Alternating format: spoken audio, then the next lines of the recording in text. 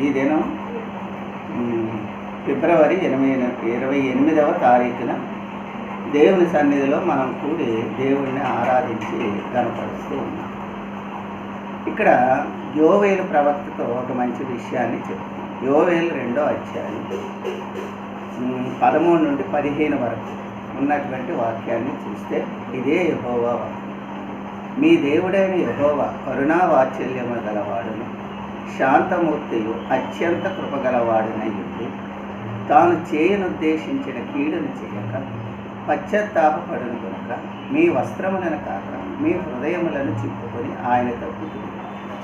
ఒకవేళ ఆయన మనసు తిప్పుకొని పశ్చాత్తాపపడి మీ దేవుడైన యెహోవాకు తగిన నైవేద్యమును పానార్పణమును మీకు దీవెనగా అనుగ్రహింపడని ఎవడు చెప్పగలడు? సియోనులో బాకా ఊదుడి,